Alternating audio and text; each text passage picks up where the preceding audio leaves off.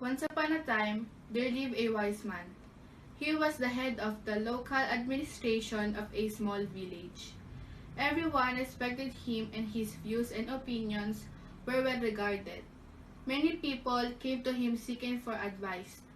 His son, however, was very lazy and wasted his time sleeping and spending time with his friends. No amount of advice or chat made any difference to him. He wouldn't change at all. The years passed, and with the time faded the youth of the wise man.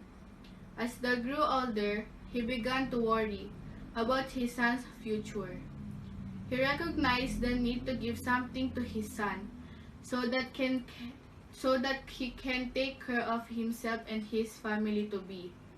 One day, he called his son to his room and said, "My son, you are no more a kid now. You must learn to take responsibilities and understand life. I want you to find the real purpose of your life, and when you find it, remember it always, and you will lead a life full of happiness and joy." Then he handed his son a bag. When the son opened the bag, he was surprised to see 4 pairs of clothes, one for each season. There also were some raw food, grains, lentils, little money, and a map. His father continued, "I want you to go find a treasure. I have drawn a map of the place where the treasure is hidden. You need to go and find it." Then son loved this idea. The next day, he eagerly set out on a journey to find the treasure. He had to travel really far across borders, forests, plateaus, and mountains. Days turned into weeks, and weeks turned into months. Along the way, he met a lot of people. He was helped by some with food and by some with shelter. He also came across robbers who tried to rob him. Slowly the season changed, and so did the landscape along with it. When the weather was unpleasant, he halted for the day and continued his journey when the weather cleared. Finally, after a long year, he reached his destination. It was a cliff. The map showed the treasure being placed below the cliff under the tree. Upon spotting the tree, he began to dig the ground. He searched and searched around it, under it, on it, but found nothing. He spent 2 days looking and digging for the treasure. By the 3rd day, he was so exhausted that he decided to leave. Disappointed over his father's lie, he headed back to his home. On his way back, he experienced the same changing landscapes and seasons.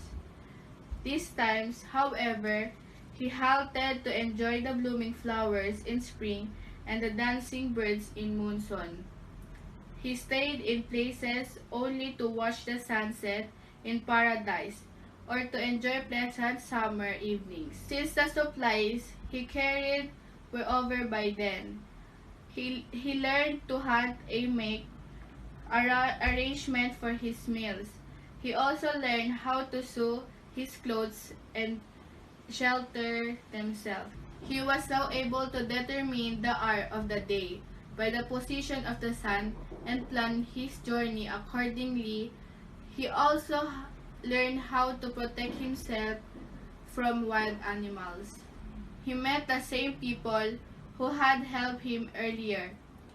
This time, he stayed a few days with them and helped them in some or the other way to repay them. He realized how nice they were to an ordinary passerby who had nothing to offer to them in return.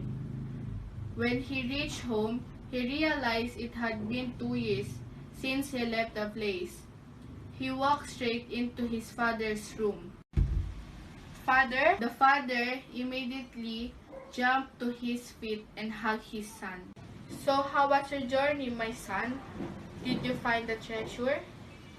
"The journey was fascinating, father, but forgive me for I wasn't able to find the treasure Maybe someday took it before I reached. Surprised himself by what he just said. He wasn't angry at his father. Instead, he was asking for forgiveness. There wasn't any treasure in the first place, my son. But why did you send me to find it then? I will surely tell you why. But first, you tell me how was your journey to the place. Did you enjoy it? Of course not, father. I had no time. I was worried someone else would find the treasure before I did. I was in a hurry to reach the cliff. But I did enjoy the journey on my way back home. I made many friends and witnessed miracles every day. I learned so many different skills and the art of survival. There was so much I learned that I made me forget the pain of not finding the treasure. Exactly, my son. I want you to lead your life with a goal. But if you remain too focused on the goal, then you will miss out the real treasures of life. The truth is, life has no goal at all, other than to just experience it and grow with it every single day.